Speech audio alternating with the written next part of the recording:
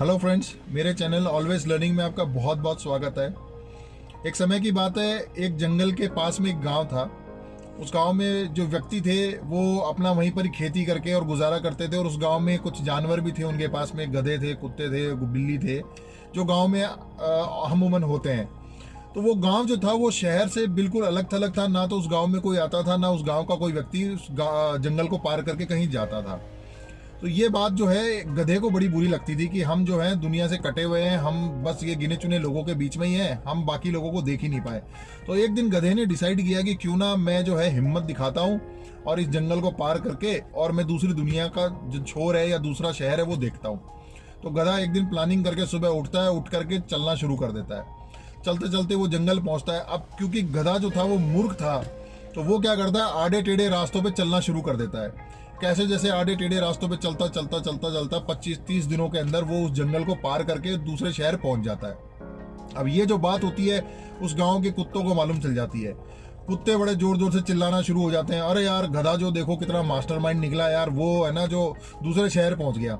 तो सारे कुत्ते भी प्लानिंग करते हैं कि अपने भी चलते हैं। अगले दिन सारे कुत्ते इकट्ठे होते हैं और वो जो गधे का रास्ता होता है उस रास्ते को सूंघते सूंघते सूंघते वही आड़े टेढ़े रास्तों में घूमते घूमते घूमते घूमते 25-30 दिनों के अंदर वो भी उस जंगल को क्रॉस करके दूसरे शहर में पहुंच जाते हैं। अब ये सारी बातें देख करके गांव वाले सोचते हैं कि यार गधे ने जो रास्ता बनाया उस पर कुत्ते भी चल पड़े और वो भी दूसरी जगह पहुंच गए, तो चलो अब अपन भी कोशिश करते हैं।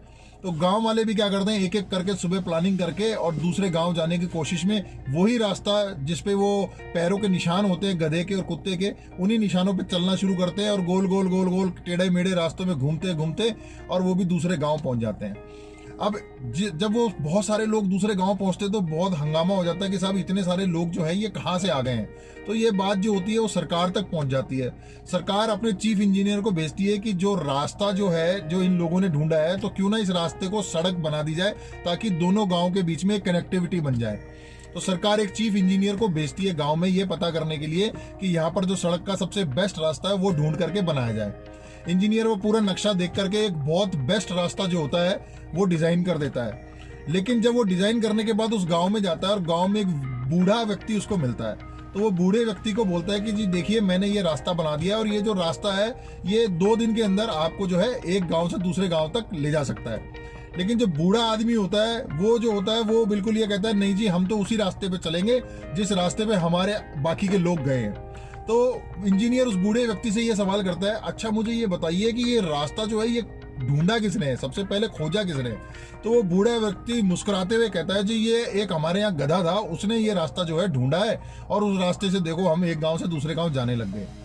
तो जब इंजीनियर ने बोला कि क्या आप एक गधे के बनाए हुए रास्तों पर चलेंगे, तो उसका जो है जवाब उस बूढ़े व्यक्ति के पास बिल्कुल नहीं था।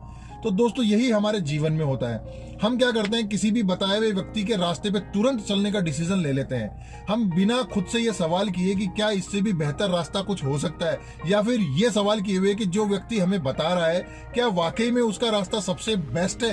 तो ये सवाल हमारे जीवन में हमें खुद से करना चाहिए, ना केवल इसलिए कि किसी ने हमें रास्ता बताया और वो एक गाँव से दूसरे गाँव पहुंचा हुआ है तो चलो अपन भी उस रास्ते पे चले। ऐसा नहीं करना चाहिए दोस्तों।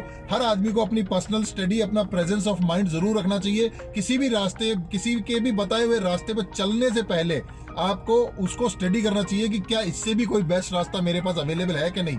ये छोटी सी कहानी है दोस्तों, लेकिन मैसेज बहुत बड़ा है। अगर आपको बहुत अच्छा लगता है तो इस वीडियो को लाइक कीजिएगा, ज्यादा से ज्यादा शेयर कीजिएगा और मेरे चैनल को सब्सक्राइब कीजिएगा। धन्यवाद।